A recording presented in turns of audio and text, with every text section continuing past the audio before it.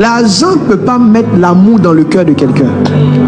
L'argent peut tromper quelqu'un sur son sentiment. Mais en cours de route, la personne a dit, je ne sais pas si je l'aime ou si je ne l'aime pas. Il dit, l'homme ne peut servir deux maîtres à la fois.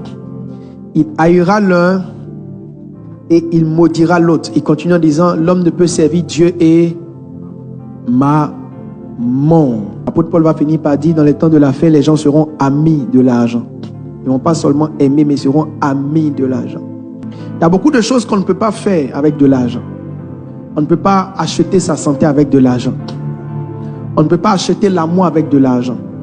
J'ai vu un monsieur investir beaucoup d'argent, avoir une femme, belle femme qui le trompait avec quelqu'un qui n'avait même pas 1% de l'argent du monsieur.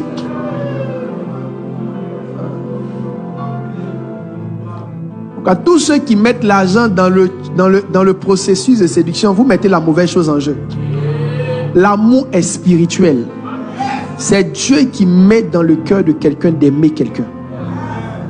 Si tu veux tester que la personne appartient à ta destinée, laisse Dieu la rendre naturellement amoureuse. L'argent ne peut pas mettre l'amour dans le cœur de quelqu'un. L'argent peut tromper quelqu'un sur son sentiment. Mais en cours de route, la personne a dit, je ne sais pas si je l'aime ou si je ne l'aime pas. Toutes les filles qui disent, je ne sais pas si je l'aime ou je ne l'aime pas, la vérité c'est que tu ne l'aimes pas. Tu as aimé quelque chose qu'il a.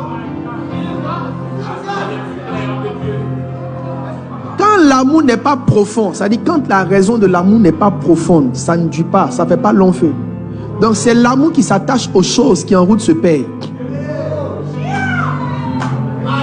Mais l'amour qui s'attache à la personne et aux valeurs de la personne ne se paie jamais en route.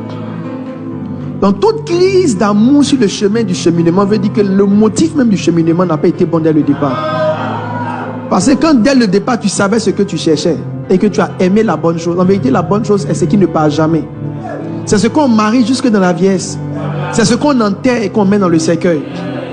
Tout ce que tu peux, tout ce que la personne peut perdre en route n'est pas la chose que tu dois aimer. Ce que tu dois aimer, c'est ce que tu vas enterrer. L'esprit de la personne. L'esprit de la personne. Donc, l'argent ne répond pas à tout. L'argent ne répond pas à tout. L'argent ne rend pas les enfants intelligents. Les gens riches ont payé de grandes écoles pour leurs enfants, pour que les enfants aillent être derniers là-bas.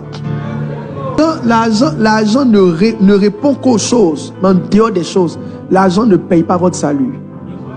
Personne ne peut prendre l'argent pour convertir quelqu'un. C'est pourquoi quand vous évangélisez, tous ceux qui ont fait de l'évangélisation sociale, ce n'est pas mauvais, ça prédispose. Mais ce n'est pas sûr que ce soit ça qui change les gens. Voilà. Ça peut prédisposer quelqu'un à recevoir le message. Il y a des gens qui veulent donner sans enseigner. Non, le vrai évangile, c'est faire du bien aux pauvres. Un pauvre, tu peux lui faire du bien, mais ce n'est pas le bien qui le change. C'est le message que tu prêches qui l'enfante dans le règne de l'esprit. La Bible dit, c'est qui est né de la chair, c'est qui est né de l'esprit. Donc, il faut l'enfanter.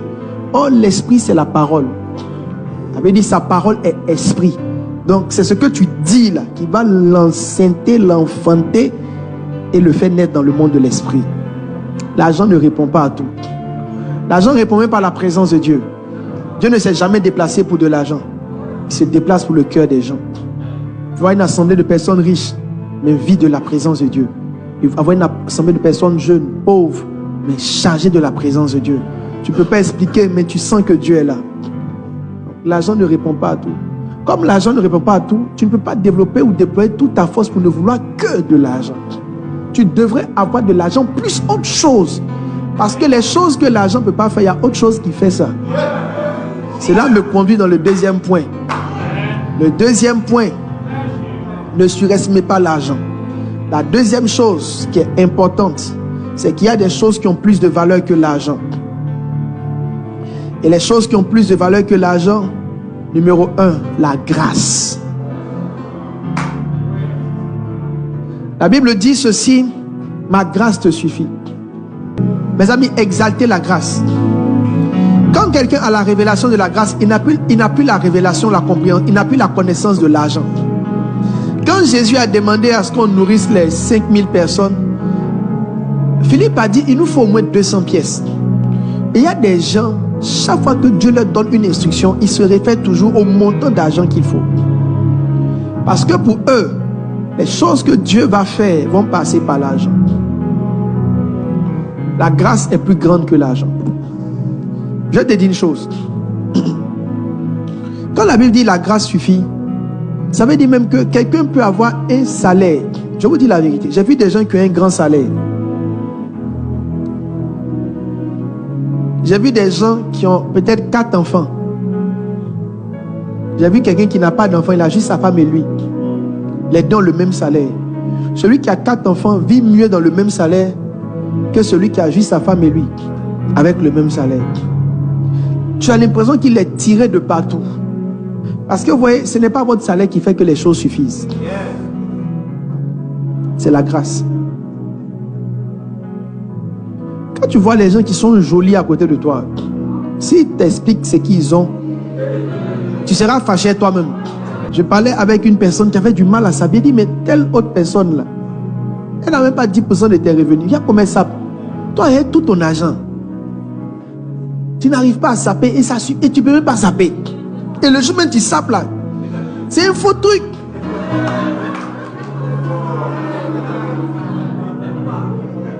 Ça y est, le jour tu sapes, tu as besoin de prendre beaucoup d'argent pour payer une chose. Mais la personne qui a la grâce va prendre un peu d'argent, rentrer dans un petit trou, mais elle reçoit des valises d'une manière.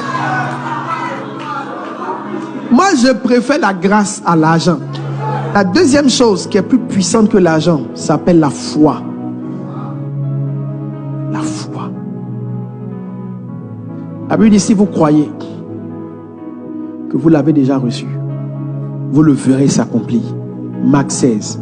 Si vous croyez, Marc verset 16, il dit, si vous croyez que vous l'avez déjà reçu, vous le verrez s'accomplir. Les gens obtiennent les choses par la foi. Dieu m'a donné des raisons pour lesquelles on est lent dans notre progression. On est lent parce qu'on n'arrive pas à suivre sa cadence. Or, pour suivre la cadence de Dieu, le pneu de Dieu s'appelle la foi. Si tu veux aller à son rythme, il ne faut pas aller au rythme de ton argent, il faut aller au rythme de ta foi. C'est parce que tu vas au rythme de ton argent que tu es là où tu es. Quand tu vas aller au rythme de la foi, tu seras beaucoup plus loin que là où tu es actuellement. Ton argent, c'est ce qui crée ton retard. Dieu n'a jamais prévu que l'argent suffise. Tout ce qu'il va te donner comme argent sera insuffisant. Suffisant peut-être pour que tu manges, mais insuffisant pour la prochaine étape de ta vie. Et la troisième chose s'appelle la bénédiction. La bénédiction. La bénédiction est plus puissante que l'argent. C'est mieux d'être béni que d'avoir l'argent.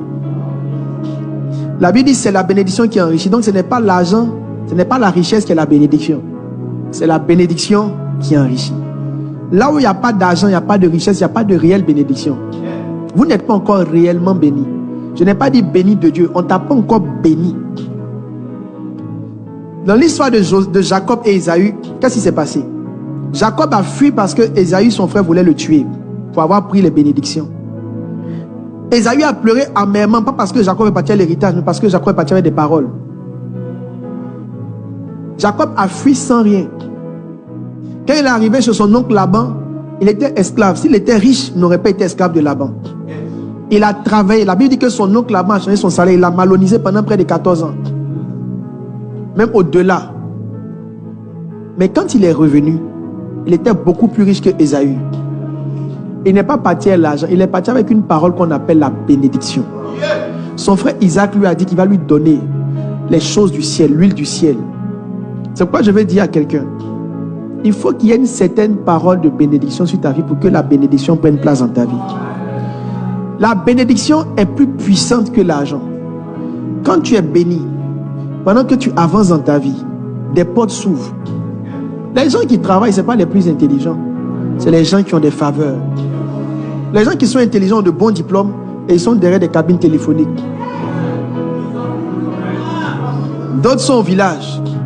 Parce qu'il manque de ce qu'on appelle la bénédiction. Voici la petite fille Janice. Ma petite Janice, elle est là aujourd'hui. Vous connaissez Janice, c'est une petite fille de l'église. Petite fille bizarre. Elle s'est mariée légalement devant Dieu, devant le maire. Ici dans la salle, la portée de mariage. Tout le monde a quel œil garçon d'honneur. Tu vois, regarde comme tu es jolie. Regarde comme tu es jolie. Quelqu'un peut venir sauter tout ce qui est clair, tout ce qui est joli. Tout ce qui est potelé. Vous venez prendre une petite fille noire et la marier. C'est ça la bénédiction. Il ne faut pas te fâcher. Je suis en train de te dire qu'il faut qu'on te bénisse. C'est pourquoi ce soir, comme tu n'avais pas eu ce genre de parole sur ta vie, je te bénis dans le nom de Jésus. Je te bénis. Je te bénis. Que ce qui manque à ta vie soit additionné à ta vie. Que les domaines là où tu as le moins de faveur, que le Seigneur t'en accorde en abondance au nom de Jésus. Que les domaines là où tu as le moins de grâce, parce que je suis ton pasteur et que je peux te bénir. Que les domaines là où tu manques de grâce, que Dieu te fasse grâce au nom de Jésus.